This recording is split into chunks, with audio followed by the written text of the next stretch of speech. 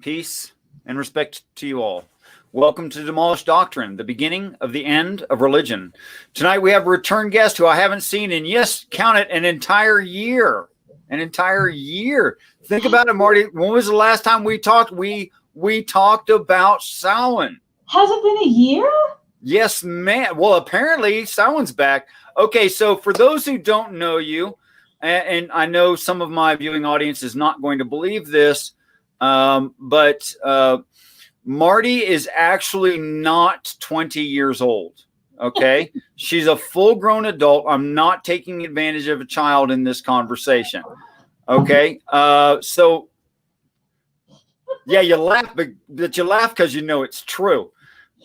Marty, if you would tell everyone a little bit about yourself, for those who don't know you, maybe talk about your channel a little bit and talk about the conversation that we're going to have tonight. Sure. So I'm Marty. I hang out in Nakasuchi's channel a lot. I pop in to Richard's channel when I can. And I'm 43. That Richard doesn't believe me. I'm telling you, take naps, drink water, stay out of the sun. That's all you got to do. I am a pagan and I practice and study witchcraft for almost 15 years. I work at a place that does like dog boarding and daycare and grooming and stuff, but we also have a rescue where we take an owner surrenders, spay and neuter if necessary, vaccinate if necessary, and find them homes. We have a lot of rescue dogs at work right now and 16 cats that need families. So, but I love my job. It's great because I don't like people. So I get to work with dogs and cats. And Rich and I are going to be talking a little bit about the upcoming Sowain holiday and the significance of it and what, I guess, I don't know, maybe what I do during Sowain or what drew me to paganism in the first place is maybe, like I said, there's some people that don't know me and don't know why I'm pagan. So, all right. It's been a year since I've been on your channel. I mean, what did we talk about last time we talked? After Neil Peart died. That was in January. No, we didn't do a show after that. Yeah, we did. Yeah, we did. Yeah. Are you certain? Because yeah. I don't find that in my list. No, we did. Okay, no, you're probably right. You're probably right. And remember Sammy Jenkins came into the channel, asked me a couple. Well, I do remember Sammy Jenkins. Yeah. Yes. Yeah. But yeah, that was after Neil Peart died. So that was January. Right. Yeah. No, you're totally right. I forgot all about that episode. I didn't find that in my playlist. No, it hasn't been a full year since I talked to you. But the time before that, I think that we talked that I actually found in my playlist was last year at this time. Okay. And I really consider it a privilege to be able to speak with you, Marty. And I'm going to ask you for some definition of things, like you said that you work at a rescue now. Can people donate to that rescue if they desire? Yes, if you want to, I'll email you. We have an Amazon wish list, and I'll email you the rescue's Facebook page, and people can make donations to the rescue. We always need food. Okay. Wet or dry food. You know, we have an Amazon wish list, but I'll send that stuff to you. So if you want to attach it to the list for the playback, if anybody wants to donate, we can spay and neuter. When you have a ton of dogs and buying vaccinations, that adds up. So the business part, the boarding and daycare and stuff, provides for the rescue. And right now business is slow because kids are back to school. Once Thanksgiving picks up, then we have our off times. So right now we're in an off time, especially with the COVID. Some kids are in school, some kids are not. So things are weird. We actually did shut down for the whole month of April, so we didn't have business for the whole month of April. I worked because we had the rescue dogs there, but. So we're trying to pick back up, but yeah, I'll send you those links. So if you want to attach, I'd like to put that in the description. Yeah. And you're starting up your own channel. I'd like for you to say a little bit about the definitive. So as soon as I can get a work schedule that works for Scholar Fiction and Nakasuchi, my channel Nerd Wars, which is going to be like a formal debate channel about the really important nerdy topics that nobody really talked about, but there should be. The first episode is going to, and Scholar Fiction has confirmed this with Nakasuchi the last time we talked about a week or two ago, is going to be who's the superior captain, Kirk or Picard. Nakasuchi will be arguing for Kirk, and Skylar Fiction will be arguing for Picard. Apparently, Skylar Fiction doesn't answer emails. I think I had him on my Facebook now I think about it. And if I do, I have to find it. And maybe because Knox like, don't send me emails because I suck at emails. He's like, Facebook. I'm like, all right. So it's getting a work schedule that corresponds to their life schedules that I can get this going. So once I get it going, everybody like and subscribe to Nerd Wars. Right on. Yeah, like and subscribe to Nerd Wars. I think they're going to be a fun channel to participate in, especially if you're brave enough to get on the show and actually do it and participate in a debate. That'd be great. Yeah, it's a formal time debate with moderators and the whole thing. I'll get you Skylar Fiction's Twitter account because that's the best way to get a hold of him. Actually, I don't have Twitter, but I think you're going to have to accept it sooner or later. Oh, I know. It's terrible. All right, so tell us about Sowain, if I'm saying even close to correctly, and tell us what it means to those who know that word. Because as a grown-up Christian and then being atheistic most of my adult life, I mean, these are not words that I heard. Right. Well, Sowain is Gaelic for meaning end of summer. May 1st is called Beltane, or in Gaelic, Colin Mai. Sowain is or Gaelic Colin Guy. Beltane is the beginning of the summer, May 1st, and Sowain is the end of the summer. It is the last harvest before Yule, before what we know now as Christmas. It's where we honor our dead, honor our loved ones, honor our ancestors. A lot of the fundamentalists get it wrong when they're like, "Oh, it's satanic and it's dark," but dark doesn't mean satanic. Dark just means dark. It's also the dark half of the year. Daylight savings time this year is on November 1st. We get an extra hour of Halloween, and it's on a Saturday. This is the ultimate. This is gonna be the greatest Halloween ever. Best ever. It is a celebration, and it's a way to honor the people that we love and that we've lost. I actually just set up my altar. I'll see if I can move my camera. I actually just set up my altar. On it, you'll see. Remember that cat Frumpkin that I told you about? That kitten that was thrown out of a car window. Yeah, you see that big white thing? That's him. I put him on there every year. Right.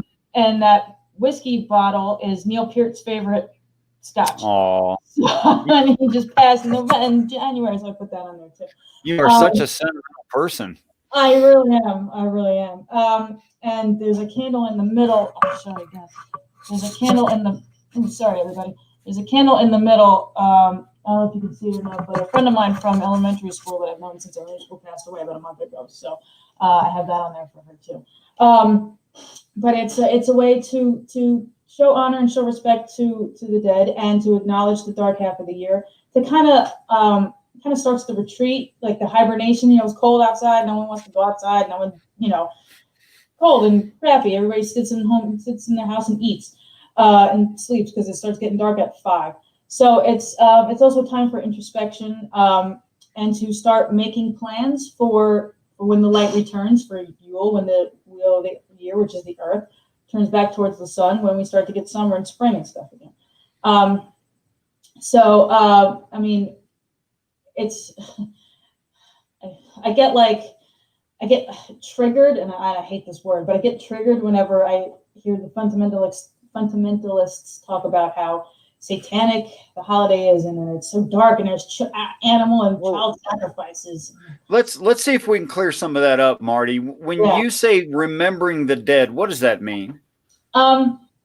It's well, like you saw on my altar, like I have that kitten's ashes, and Neil Peart's favorite whiskey. It's a way to give them honor and to give them, not that we don't remember them all year, but this is a special time. This is where the veil between the worlds also thins. So like, let me see if I can explain this without sounding weird.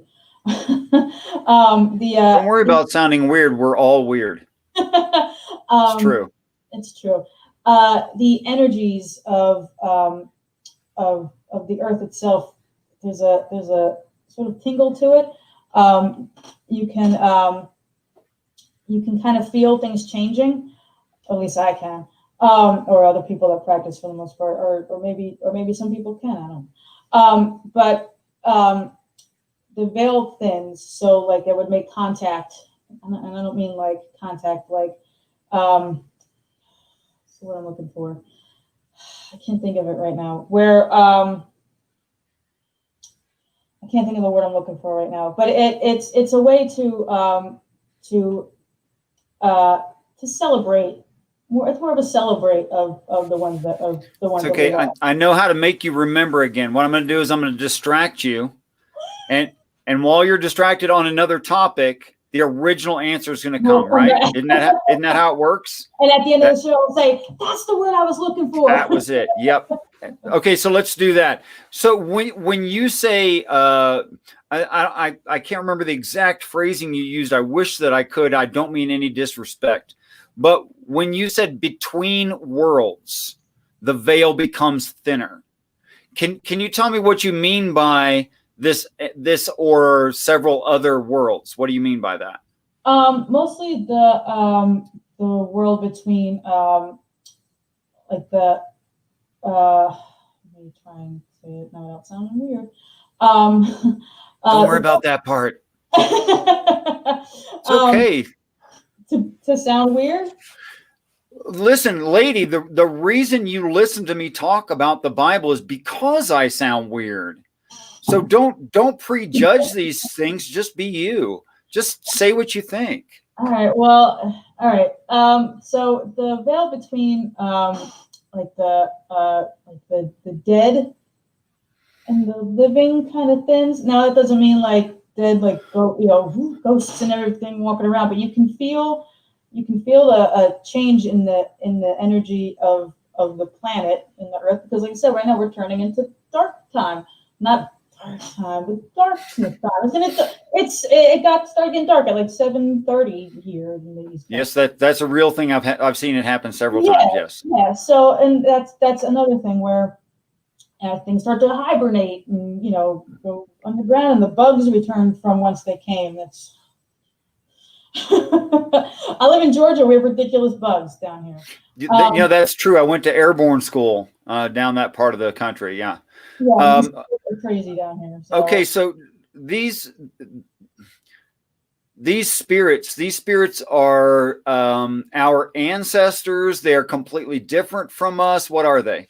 No, they would be the people that you've lost, your ancestors, your loved ones, your cousin, your cat, a friend, whoever, that you can celebrate. You can celebrate them. I mean, basically, you're making it like literally all about them.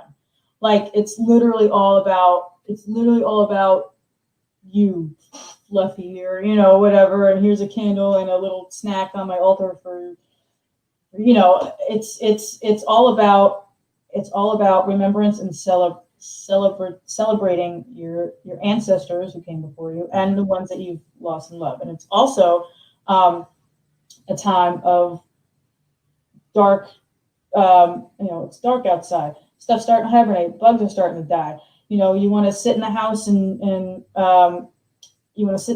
eat and watch. You want Netflix and chill with some candy and everybody want it's not a bad thing.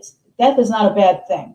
Whereas the fundamentalists freak out of the prospect of death, pagans understand that everything dies and we celebrate that. And that's where they get it wrong. And every time I have that conversation with them, they get that like, no, that is an interesting point. I'm like, everything dies. Everything dies. And I've said this to several of these super fundamentalists. Look, in order to get into your heaven, you have to die. Do you not? And they say, yes, but I'm going to have eternal. But you have to die to get there, right? So everything dies. That's I'm not saying that you're trying to make an inclusive statement there, but actually Christians are telling half the story that's in the Bible about that topic. But moving on, some of some of the commonalities of words that you just used struck me in a line from my religious text. And here's the line: "Do this in remembrance of me." Yeah, that's the blood and the body of Christ, right? Is that correct? Exactly. So I have to say that if there is some kind of ritualistic way that in remembrance you keep in mind someone dear to you, I don't actually see anything negative or creepy about that or whatever. I actually don't see that. I think it might be the very reason why there are grave markers for people all over this planet, no matter what culture they come from. Yeah. And I get a lot of, like, I've actually, back, how long ago was it? When I first moved down here, it was probably 10 odd years ago when I first moved down here. I was on a super fundamentalist Christians channel about A, witchcraft, and B, we touched on Sowain a little bit. There are people, now, pagans don't give, in general, we don't care if you convert from paganism to anything, Christianity, Buddhism, we don't care. But what really bugs a lot of us, and it bugs me, is when these people become super fundamentalists and then they turn around and say, oh, while I was practicing witchcraft on Sowain, I did this and I saw this and I saw the devil and he talked to me and I sacrificed the baby. And no, you didn't. No, you didn't. No, wait. Maybe they did, but maybe that's also not representative of what witches actually do today. Well, they wouldn't have done that. They don't, because that's not a part of the craft in general. If they did, they should be brought up on charges. And so, and yes, it's not representative of what witches in general do, which is where they get it wrong, especially this time of year. A lot of the hardcore fundamentalist Christians, they freak out, oh, I don't do any of that. That's all demonic. And is it? I've actually heard people down here call it Satan's birthday, and I'm like, did God create Satan on October 31st? I don't remember that date in the Bible. So yeah, there's a lot of extrapolation that's not necessary from within their own belief system that they profess, and I can't agree with that because it's exactly guessing, so. Okay, so moving on then. So what would be a more traditional celebration? Most people would just do a ritual of some kind, like whatever kind of working they want to do. There's also a Sowain tradition, and I don't do this because I have pets. But some people leave what's called a dumb supper out. They'll leave maybe like some when they sit down to their Sowain feast, they'll leave an extra spot for their ancestors or loved ones or whoever to come and eat with them. I can't leave food unattended because I have 2 of these and I have 50 pounds of dumbass in the living room. So, but typically, that would also be part of their Sowain. They'll send up like a little altar like this, and candles and photos of loved ones. You'll forgive me, but it strikes me that you could still do it. You just have to use cat and dog food. That's true.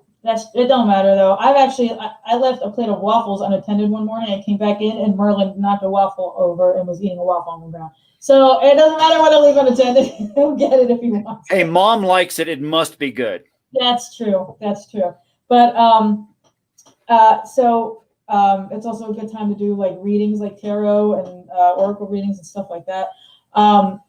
What I usually do is I don't work on Sowain, and sometimes I get the next day off, sometimes I don't.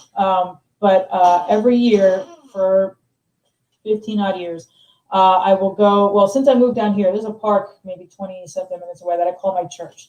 It's got great trails, trees, and it's nice. There's a colony of feral cats over there, and so I call that my church. So I go there on Sowain and I go there on Beltane. I do pretty much the same thing for both days, but the meanings of the days are different. So I'll go and I'll walk the trails and I'll find a spot to meditate. I'll collect some, maybe some pine needles, some oak leaves, whatever else is on the ground.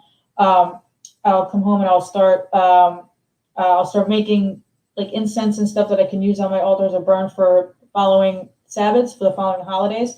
I'll do my ritual, and I usually try and do this before dark because the very few trick-or-treaters we have, I've actually had more trick-or-treaters come while I'm in the middle of doing my ritual circle than when I stop. So I try and do it before it gets dark. So in case I do get trick-or-treaters, I can open the door. So I'll do my working, and then I'll have a nice dinner, and I'll watch like some kind of spooky movie or horror or something. And like I said, we get 2 trick-or-treaters all night. So, and then I'll answer the door, and the rest of the candy is mine. So it's not a bad day.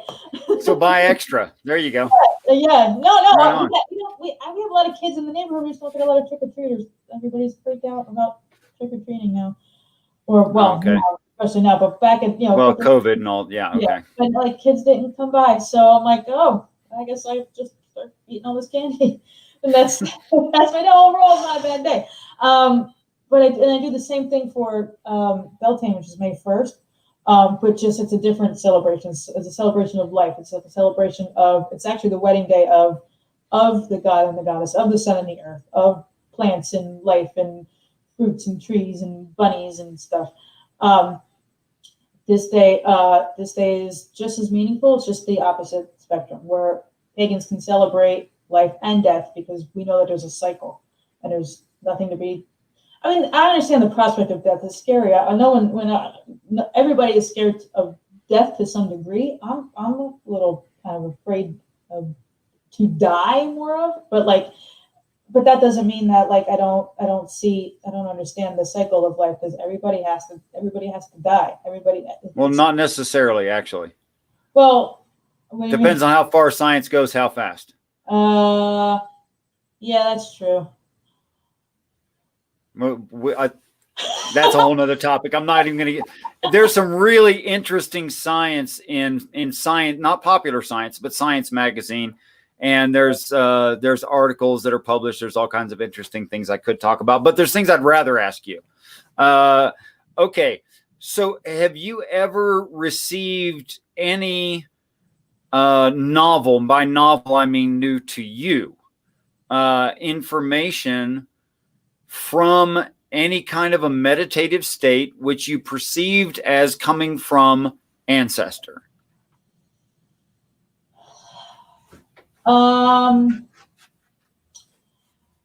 No, but I was able to, was it last Sowain, I think it was? I had a really, really interesting, in-depth connection to a very difficult goddess to work with. And a couple Sowains before that, I was able to, and I've never met this person before in my life, and I've never even seen a photo, but my biological mother's father, so technically my biological grandfather, I saw a photo of him. I saw what he looked like in a meditative state. He died my biological mother was like in junior high when he passed away. So I've never even seen him. I've never seen a picture of him, but I was able to pick out what he looked like. And I called my biological mother the next day. I was like, hey, did your dad look like A, B, and C? And she's like, yeah. And I was like, okay. That was it. Like, he didn't say anything. I would call that new to you, because you said you'd never seen a picture of him, as far as you know. No, I'd also call it valid, because you presented to someone else, they validated it, so it's also valid. And I'd also say that a picture can be information. In fact, I think all pictures to us as conscious beings is information. I can't show you a picture of something and you won't immediately identify what it is. You can't even help yourself. Yeah, that's true. I mean, I didn't get any, like, it was just there, like, this is what this person looked like. And but I have to say that is by definition novel information. Wouldn't you say? Yeah. If we're going, pictures information. Like, you apparently knew who it was too. Yeah, I did. I knew who it was. Okay, so you got a picture of some person in your head and you knew who it was. And it's not like there was a sign above their head say, "Oh, I'm your grandpa on your mother's side" or something. Yeah, no. My name's Fred. Yeah, I don't. But you knew anyway. Was his name Fred? You know what? His name might have actually been Fred. I don't know. Well, I was just kidding, but that could be accurate too. Fred. Was it? I don't know. I didn't even know the guy's name. Like I said, he passed away when my biological mother was in junior high, so I don't know about him. But altogether, I'd say that is novel information that was true in reality, and it was new to you, and you didn't receive it some other way. Right. No. Would you like to explain to me how that's possible? I have no idea, because it's meditating in general for me is really hard because I have ADHD, so it's hard for me to, to get into the state that I need. Actually, the easiest way for me to meditate is, and I've almost fallen asleep in the bathtub. I don't recommend falling asleep in your bathtub, but I've been like in a state enough that like I was able to get information, but to know like, hey, we're in the bathtub. Like, be careful. You got to keep that in mind. Don't let your knees completely relax and slide down and breathe in. Yeah, bad idea. Yeah. But I don't recommend doing that. So you get yourself to a near sleep state is what you're saying. Yeah, but it takes a really long time. Because like I said, I have ADHD, and then I have these dummies that, knock stuff over or take me out of it because I have to yell at somebody. But the easiest way for me to do that is if I keep them in here and the dog is in his crate and I can be in the bath and I can get to like a state where, I'm like nearly asleep. But it's been a minute actually since I've been able to, since I've actually gotten myself to that state.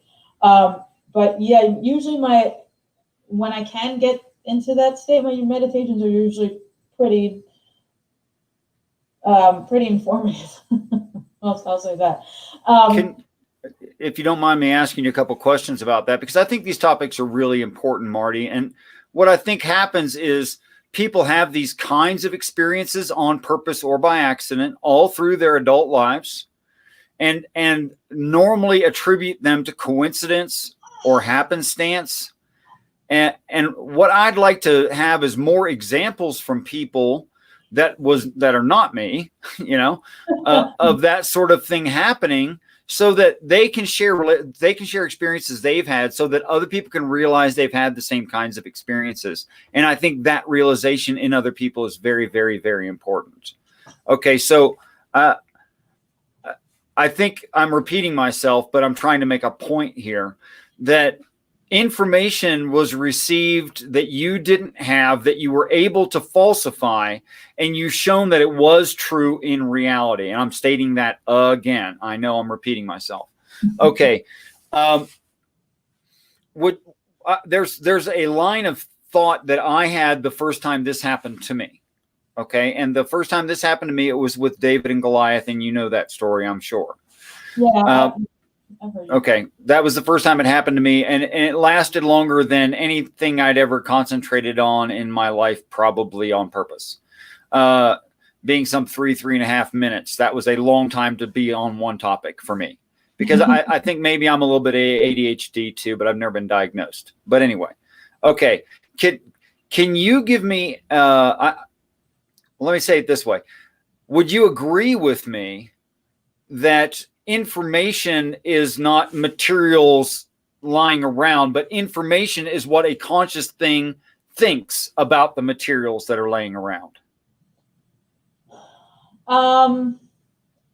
So like information, would you mean like this is here, come here. Stop being a brat. Like this is a cat, this is information. Well, yeah. I'd say that's a lot of chemicals that all together have life.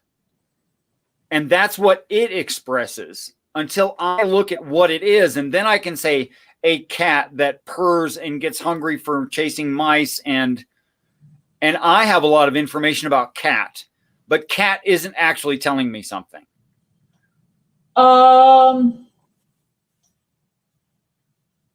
Do you mean cat is not telling you something like telling you that it's a cat? Right. Or, like the cat's never going to come to me and say, yo, I'm a cat. No, that's true. But when you look at if you look at a cat, from having seen pictures of cats, TV, and cats out in the wild, when you go to your friend's house, you can look, oh, there's a cat. So that's information there. Yeah. Isn't that you assigning what you saw and associating information to what you saw, and not, like, say for instance, the cat was behind a door and you never saw it. Did it still give you information?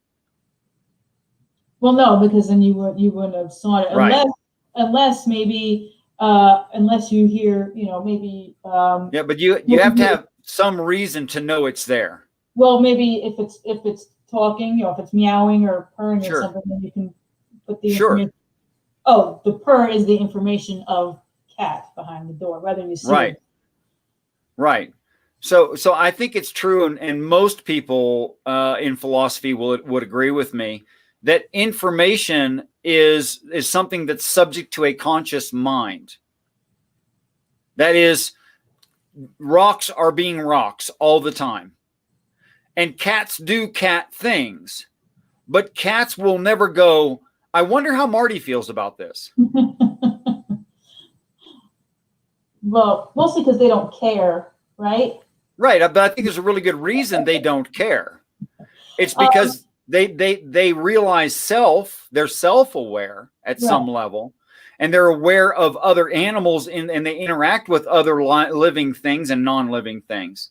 But they can't really ask you in any meaningful way or tell you something in a meaningful way, because they're just not at that level of consciousness, if that's fair. Yeah, like the way I know that my cats are hungry is, well, they're hungry all the time. But if it's around dinner time, which they know when dinner and breakfast is, they'll associate me going into the kitchen.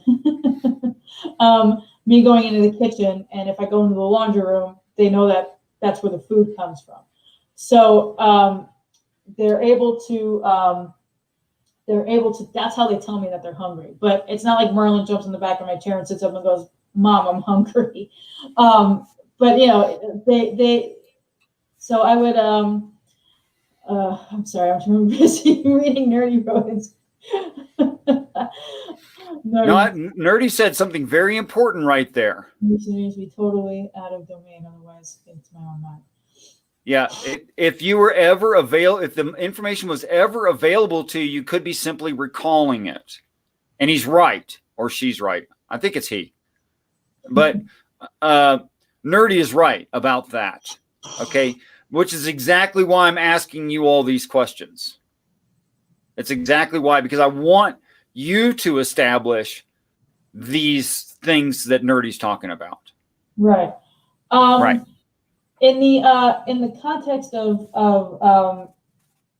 meditations, like Sowain and Beltane are the easiest times of at least the pagan year to access information because of the thinning of the veil of the times of the year. Not that it's it's difficult for me with ADHD in general, but not that it's not possible for any other time of the year. It's just easier now, or we're on Sowain or close. And same thing right around Beltane. It's just easier. And some of the information that comes in is viable and makes sense and can be applied to my everyday life or someone's everyday life, and sometimes not so much. And sometimes we don't get anything. We throw a line out there, and sometimes we don't get a bite. And that happens too. But would you consider a lack of information?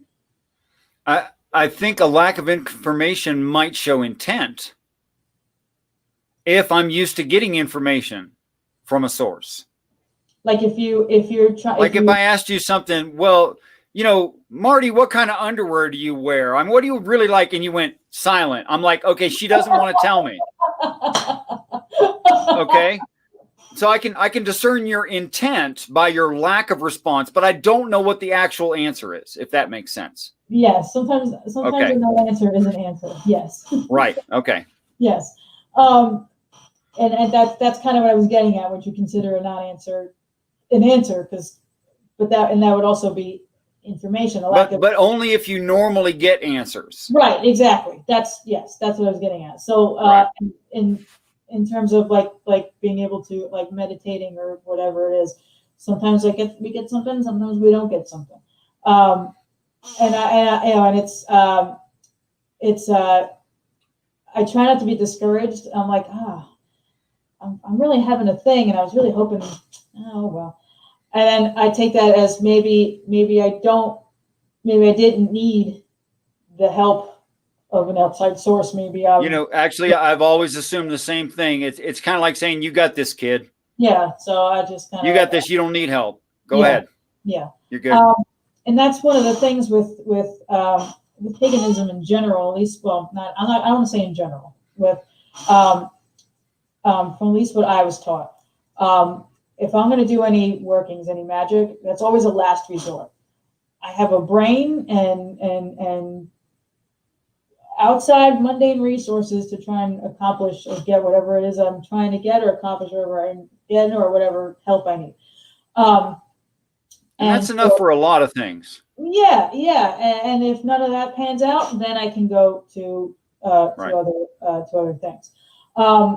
But that's I just completely lost my train of thought. Sorry. Bring you back? Yeah. So we were talking about information. Mm-hmm. Right. So and I've had, like I said, I've had information come in, and that's great and meaningful, and I know exactly what that source was trying to get at.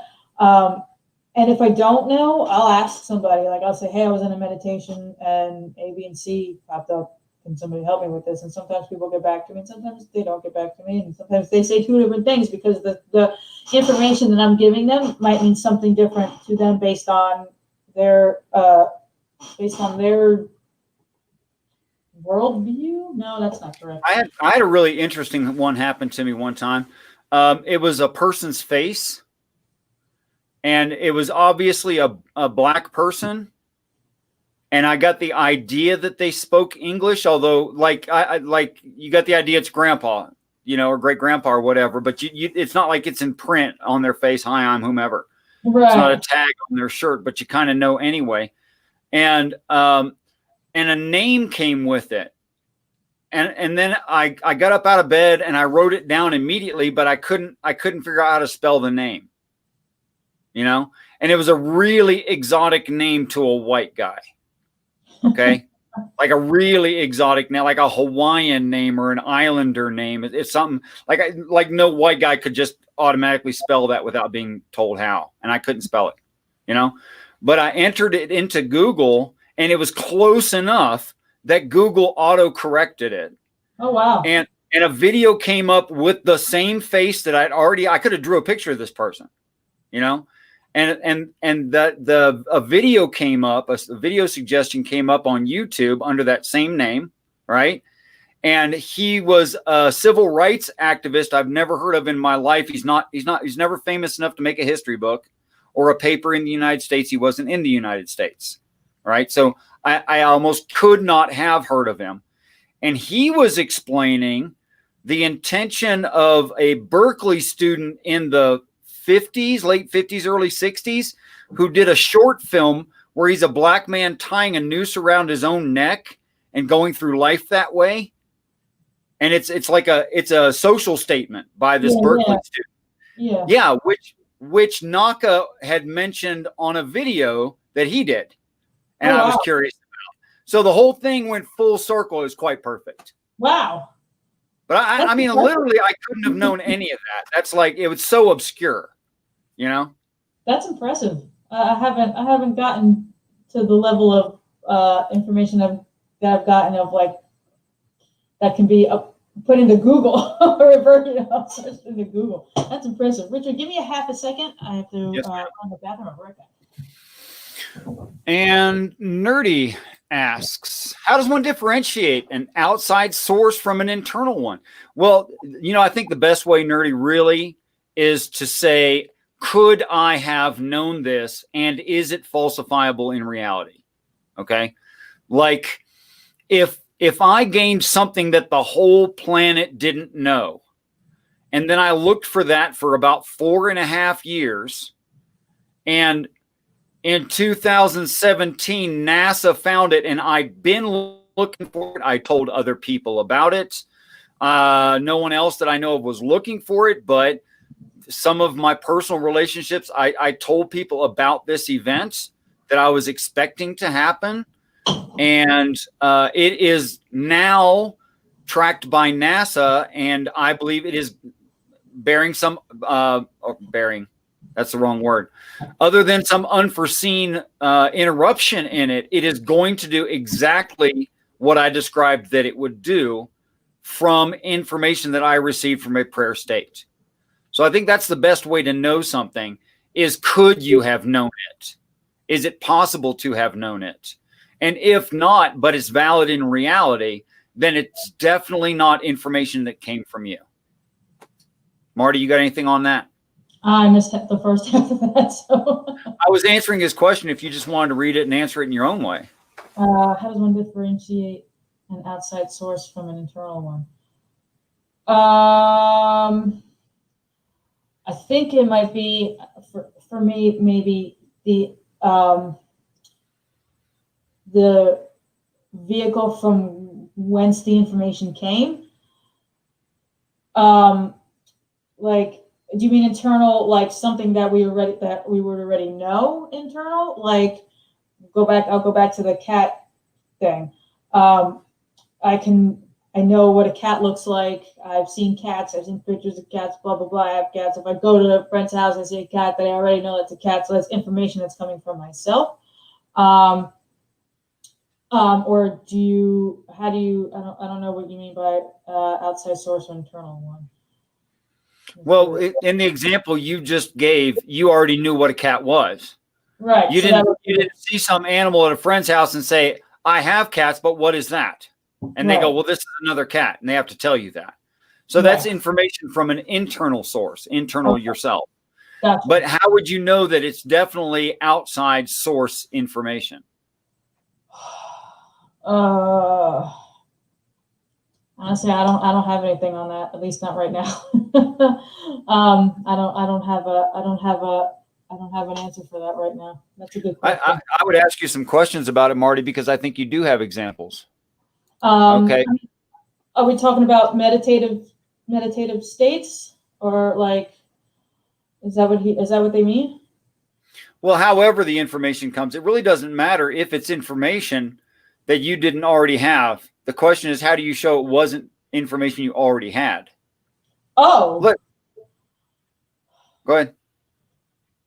Well, like I said with my work, when I did a couple Sowins ago, I had a meditation, and I saw it my biological grandfather. I know I didn't have that information. I've literally never seen a picture of this person. I don't even know his name. I might think it's shot in the dark, and I know you were using Fred as an example, but I think his name might have actually been Fred. But I didn't have that information. Like, so I don't know how I came about that. Like, I've literally never seen. All I know about him is he was not a good person, and he died when my biological mother was in junior high. That's it. So that information did not come from an internal source, meaning myself, because I didn't have it. So, so I'd like to ask you some questions to help you prove that. Okay. Okay. So when you ask other people, and you already had the idea this person was the person you thought that they were. Yeah. But you went to other people in the family and you asked them. Yeah, and I didn't want to upset her too much, my biological mother, because he's a touchy subject to her. But I just said, does he look like A, B, and C? And she was like, yeah. I said, oh, okay. And she's like, well, what happened? I said, I said that last night was Sowain and blah, blah. She said, okay. I said, I had a meditation and I just saw what it looked like, and that was it. She's like, okay. I said, there's nothing, just don't be freaked out. It was just that. I was just confirming that that's who he was. And she's like, yeah. Okay. That was okay. So if I found a random picture, right? and there was no one there to identify what the picture was or who the picture was of, but it was obviously some person, right? Then to me, it's just a picture of some person. How could I know who that person is if there's no like name written on it or a date, or it was in the family lockbox and it should be one of my relatives? Because what you're explaining is you had an experience where there was no physical identifier of who this person should be. So how did you know who this person was? I'm like in the moment. How did I know who that was? Yeah. I don't know. I have no idea. I don't know. I don't have. Well, did you just start guessing people that it could be? Not guessing, because I know what my grandfather on my father's side looks like. So I knew this wasn't this person. I don't have. Well, my question is, how did you know that wasn't Trump's uncle? How do you know that wasn't Trump's uncle? Yeah, or someone from World War I, or I mean, there's literally billions of options for who this person could be. Sure. What made you think that this was your grandpa, great grandpa on your other side? What made you think that? I honestly don't know. I don't know if maybe it was the feeling he was giving off. I don't know. But I just know that I knew that's who that was. And it was, like I said, it was confirmed when I called her, and she kind of not wigged out, but got a little nervous. I was like, don't get nervous. I'm just asking. Do you think you could draw a picture of this? No. It was a few years ago anyhow, and I don't even remember what it looks like now anyhow. And I can't draw straight out of the ruler anyway. I went to 2 art schools. I dropped out of one and flunked out of the other. So. Well, I'm a crappy artist, but of these things that have happened to me, I can do fairly accurate drawings of them. That's why I thought maybe you could too. No, I can. And it was so long ago, I don't even remember what he looked like anyhow. And I think I forgot what he looked like maybe a week or so later, because, like I said, he wasn't a good not all that important, really. Yeah, it was like. All right. Yeah, I think the most important thing about that experience is this conversation between you and Nerdy. What's that? When he says, I would automatically discount anything family related, as it's quite possible I could have seen a picture as a child or simply. Yeah, no. I like I said, he died when my mother was in junior high, and I've met my biological grandmother twice in my life. And I haven't spoken to her since the last time I saw her, I was like 4. And the last time I spoke to her was 96 when I graduated from high school. She passed away about a year or so ago. So I'm not really close to that side of the family. So it's not like I hung out with these people and I saw pictures and that's grandpa. And then he popped in. Like, when I tell you I've never seen this person before until then. And I can't even tell you, I don't even know my biological grandmother's first name. I mean, my biological mother's first name. So like, they're not the greatest people. And I don't have too much of a relationship with them outside of one of my aunts. But even then, I didn't get anything from my aunts about who this I've never seen him before. And I couldn't pick him out of a lineup now.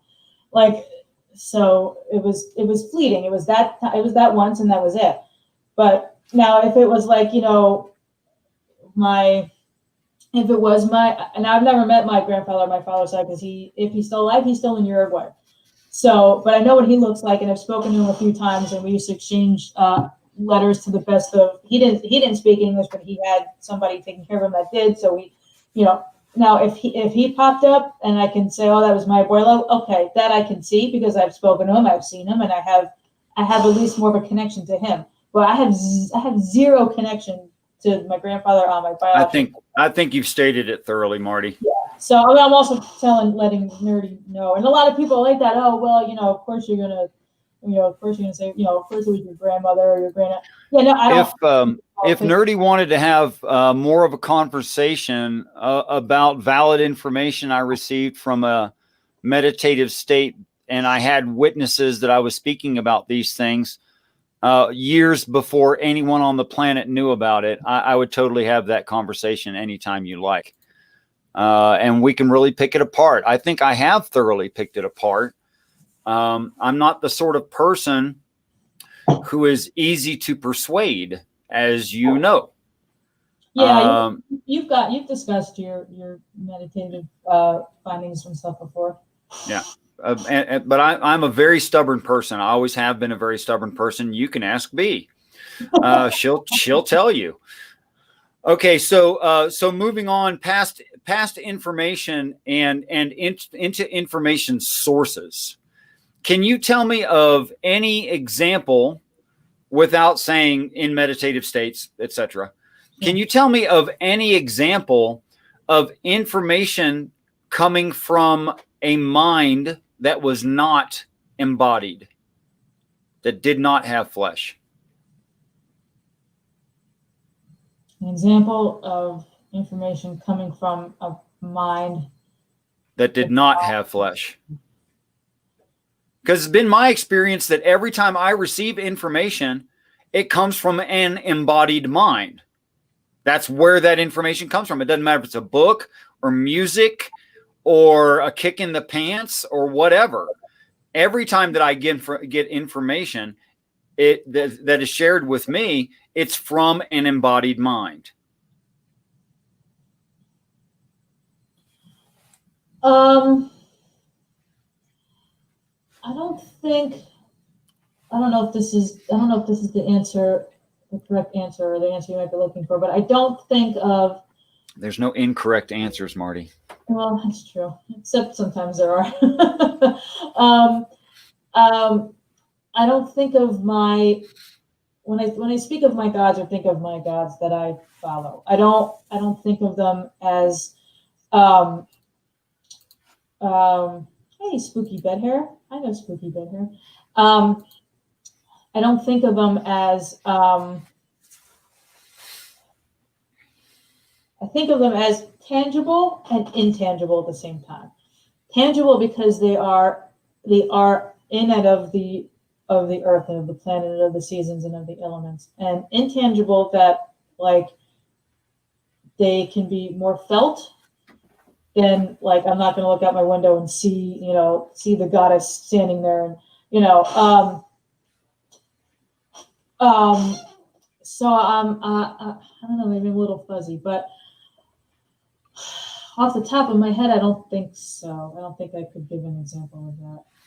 So it's been my experience that the reason I think you are not me, and you're not part of my imagination, or you're not part of my insanity, my delusions, is because you can surprise me.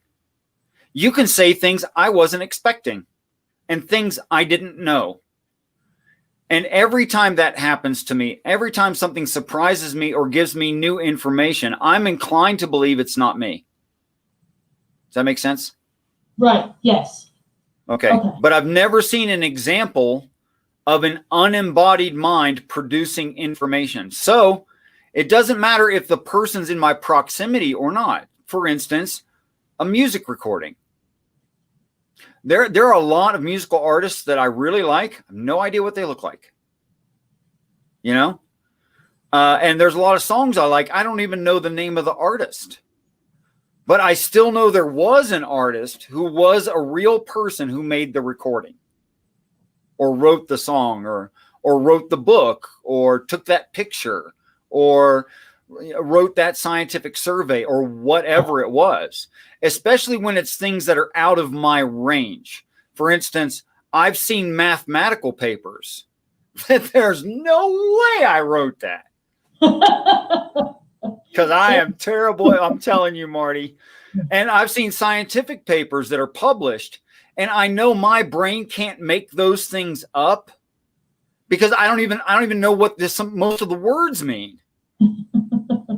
So I'm not making up words I don't know that have real meaning to other people. I don't feel that. Me neither. Yeah, I mean, I'm not very educated. I mean, I like education, and I'm trying to, since I was 42, I'm trying to learn things, but I'm not a very educated guy, actually. So since I see no examples of an unembodied mind sharing information, I think that only embodied minds share information. Now, here's the interesting thing about my experience and why I think we're all having a mutual experience.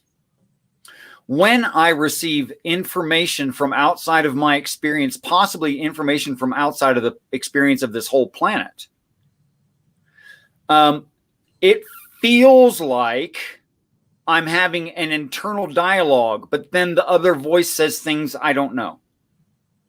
Do you have something similar to that? Does it come to you as an internal dialogue? Does it come to you in like printed form, like you see print in your mind, or pictures, or how does that work? All of the above sometimes. Sometimes it'll be like watching a movie. The last really super super informative and like really profound meditation I had was with a work with, like I said, she's a really hard goddess to work with. And I didn't, right around, I want to say August of a couple of years ago, she started talking to me, like, because I have had some stuff going on. So I did a sound meditation, and it was watching myself in like a movie. Mm-hmm. And sometimes there's audio, and sometimes there's not audio. Sometimes there's talking, sometimes there's not talking. Sometimes it's just little flashes of certain symbols that might pertain to something that makes sense to me, or sometimes it's or sometimes I get nothing, and that's the answer too. And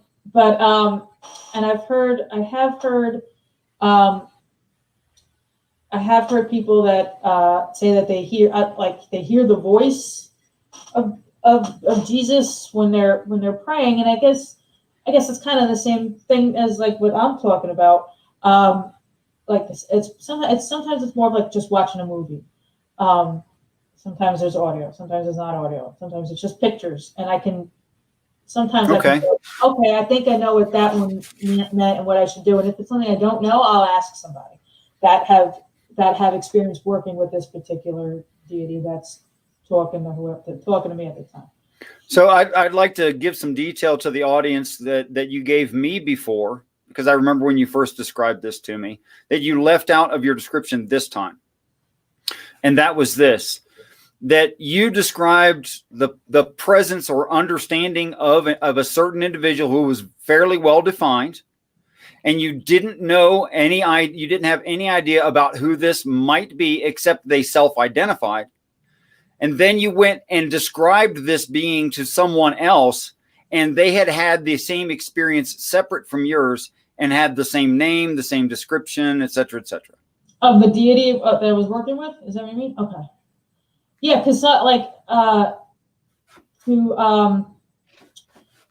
certain, like there's different pantheons, different pagans, like Ocean follows the North Pantheon. I follow the Celtic Pantheon. Now, if I had a working with with one of the Celtic gods, and if I said, "Hey, Ocean," I haven't told Ocean in a minute, but I'm just saying that because you know him, and he's also pagan too. And I said, "Hey, Ocean, I had a meditation about the A, B, and C with this goddess. What do you think? Can you help me?" He'd be like, "I don't really know. I don't really work with that deity." Or if he had something, a meditation or something of information coming from like Thor, if he asked me, I'd be like, "I don't know. I don't really work with him."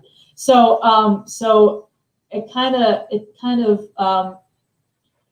it's not somebody that you're used to working with, you're not gonna have the information to clarify the information. And not making any sense. Sure. I would like if someone who works with any of the Hindu deities came to me and said, "Hey, I had this information come from like Krishna." I'm not sure. I got an interesting question based on that.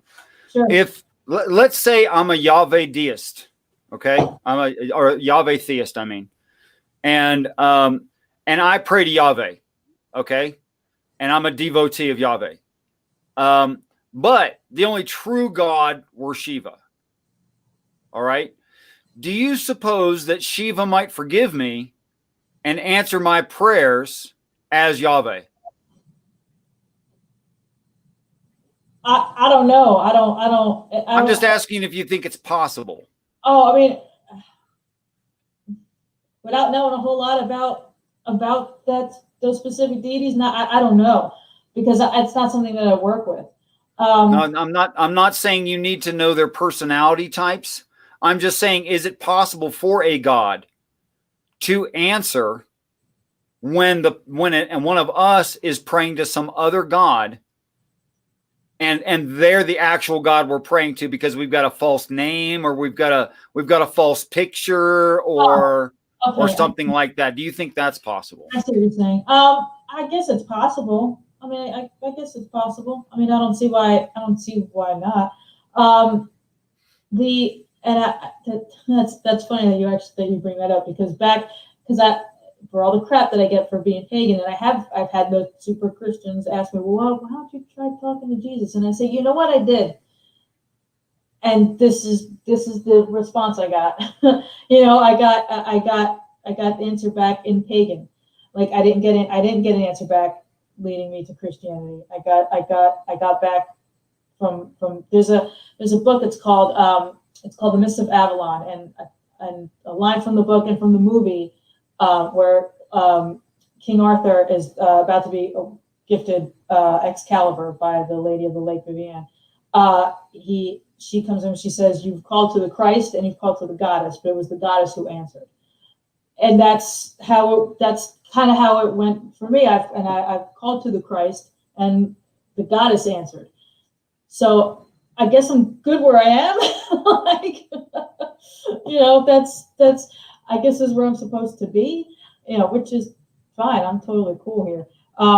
Here's the thing I notice about myself, and since I'm not a god, okay, and I'm really pretty sure of that one, okay. But if someone asks you if you're a god, Richard, you say yes. Ghostbusters, right? Yes. Okay. Which it was Dan Aykroyd's character said that? No. Winston says that to Ray. Winston says it to Ray. That's right. Okay. All right. Anyway, here's what I notice if I am addressing a child, and a child asks me a question, and maybe it's some question they weren't actually ready to ask, but they heard it from an older child, and they want to ask the same question. I can see that child and where they are in life and say, okay, that child is not actually asking me that question. So I'm not going to actually answer that question. I'm going to answer the one they would ask if they naturally asked. I'm going to answer that question for that child. Okay. It's going to be in the same venue, but it's going to be geared for their age, because I'm not going to speak to someone who's 5 as if they're 15. Sure. I'm not going to do that. Okay. But then that's the situation I'm in compared to a God. Okay. That I think that God would look at me and say, well, I'm going to answer that for you, but I'm going to answer it for you. Does that make sense? Yeah, because yeah, that does make sense. I'm sorry, I got distracted from it. I needed to make it's sure okay. Cats weren't doing something they weren't supposed to. I know you have critters you love in the direct vicinity there. I get it. It's okay. Yeah. Okay, so what I'm saying generally is, if I'm wrong and Jesus is the wrong one to respect, and actually I've got the right ideas and the right amount of power and that sort of thing. I've got the basics, right? But I'm calling his Jesus, but his real name is Lakshman. Okay? And I'm calling him by totally the wrong name, and I've got the wrong picture in my head of what he would look like if he had flesh, if he appeared in flesh. And I've got totally the wrong idea in my head. I'm just thinking that if it's so much of a higher being than I am, it would not hold that against me. You see my point? Yeah, I do. which is why I actually when I tell people about you, I say Richard's one of the few believers that I respect because your take on Christianity is so entirely different to everybody else's. Where like, well, Marty, I've got to admit something to you right now. It's biblically stringent. I'm leaving myself no leeway and no creativity. It's actually what the text is describing. Now, if that's different from what you hear Christians describing, that's their laziness. You're telling me they're lazy, which is something I know. Yeah, it's yeah, and I agree. Which is, like I said, that's one of the reasons why when I tell people, I was actually talking to a friend of mine the other day, and I was telling him about tonight. I was like, he's one of the few believers I actually respect. There's like maybe 3 believers I respect, and I was like, he's actually one of them. Because I like your view, I like your take. I think to simplify it, maybe like it's all kind of the same thing. It just has different packaging. Yeah. Well, here's what I think is the truth. I think every people around the earth and throughout time got the truth. And I'll tell you what I think the disconnect is too.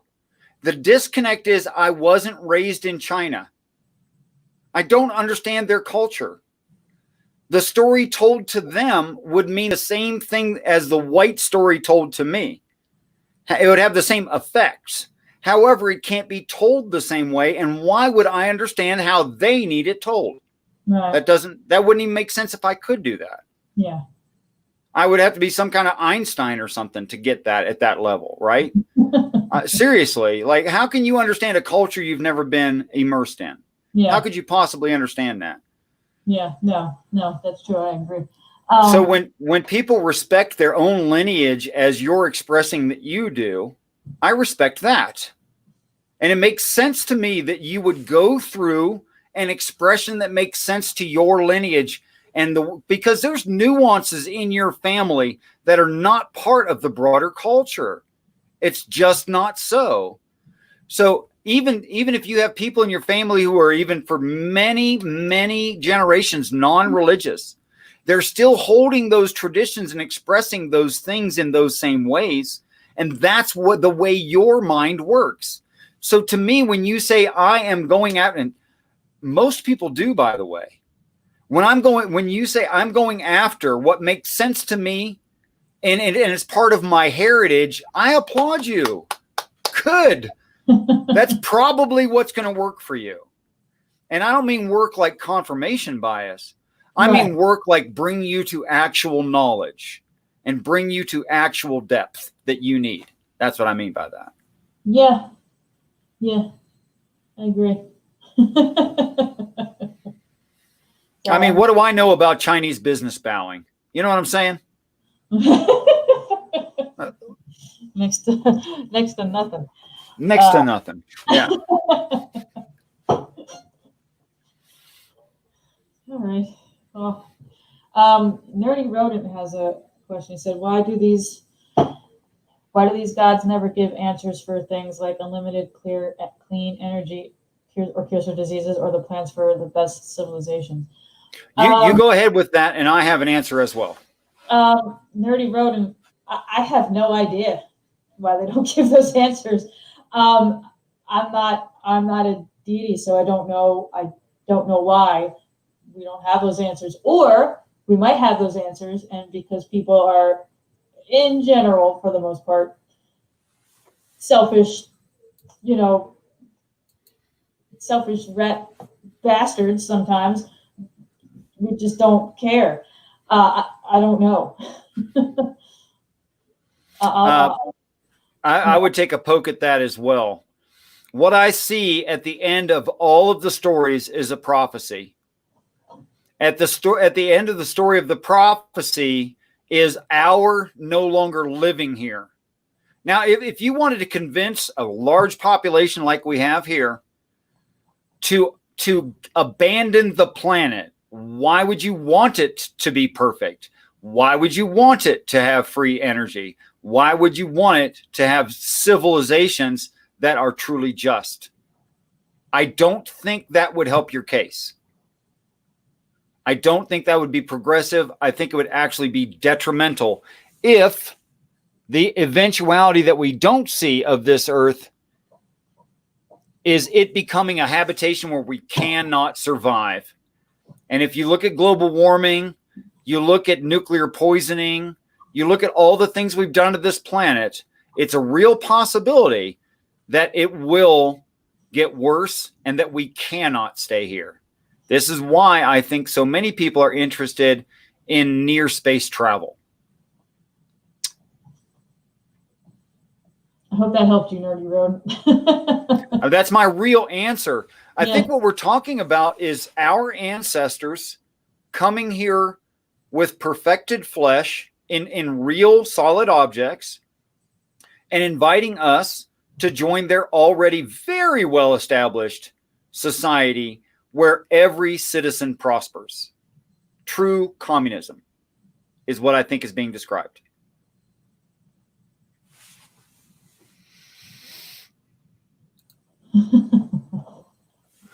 Well, I think we've done enough for one night, Marty, although I wish we'd do these more often. I know your schedule is hectic and you can't, but I wish we could. I really do. Calm down, because like I said, fall break and is over and kids are back to school, so it's going to be slower till Thanksgiving. Would you field audience questions from the side chat if someone had something particular they wanted to ask you and just hadn't had the opportunity yet? And I would offer the same thing if someone has something right now. And I would offer to everyone, if you want to have a pick it apart, what is wrong with Richard's brain stream, and I can totally prove that Richard must be either delusional or lying. If you think you can do that, I'd like to hear from you. I'd like to have that show with you. What's that? But be nice. Doesn't have to be nice. I don't mind. I'm saying be nice. Okay, Marty's threatening you guys. Okay, so she is, what are you, 5'5", 5'6"? 5'6" and a quarter. 5'6" and a quarter. Okay, so y'all respect that. Y'all respect that, okay? That quarter is important. That quarter is important, and I'll bet you she's close to 130 pounds or something soaking wet. But anyway, I'm not making you have wonderful qualities about you. You don't need to be a gigantic person, Marty. And I appreciate you. Is there any last things you would say about the actual topic, Sowain, and maybe you could even suggest some reading for people that have only lived in a culture that says you're an evil human being who should be killed? Don't read anything that says witches are evil human beings and should be killed. That's my first recommendation. I mean, you could just hop on Google. One of the book that started me into the craft, I've had it since my senior year of high school, since 1996, is called Celtic Magic, and the author actually died about a year or two ago. It's called Celtic Magic. It's by DJ Conway. Anything just about witchcraft in general.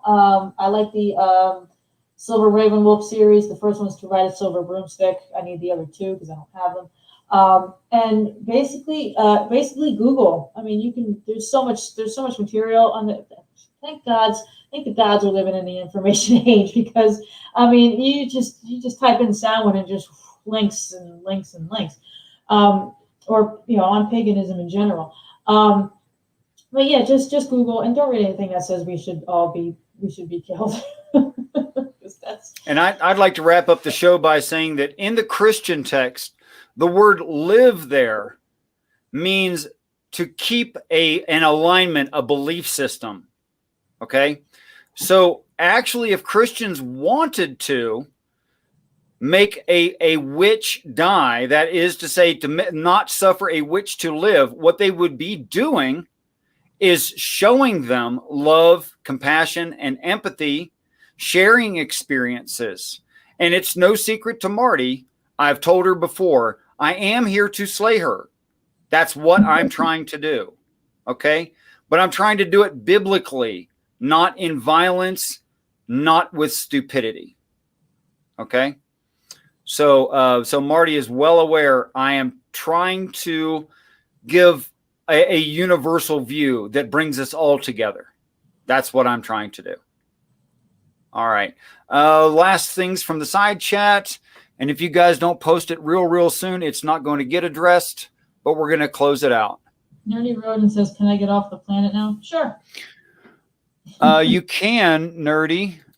You could in a quite immediate way. I don't personally recommend it because there's probably people who would be deeply hurt by that. But I would say that there's a universal set of series of 7 major events that people would see that would be announcing the re-arrival of our ancestries. And I think it's important that everyone know those signs. And Marty may not know that she knows them, but I'd love to do another show because I'll bet you already know them. You just have different names for the same things because you're from a different culture. We can talk about that. We can do another. Yeah, love to. All right. Thanks to you all. Thanks for everyone who showed up. Nerdy Rodin, Agnostic Pagan Mother, B. Marty. Thanks, Marty, for showing up. I appreciate you. And I hope you had a good time. I know that I did. I did. It's always enjoyable to talk to you. All right, let's shut this thing down. I want you all to know that I really do look forward to the day that we're all great friends. Peace and respect to you all.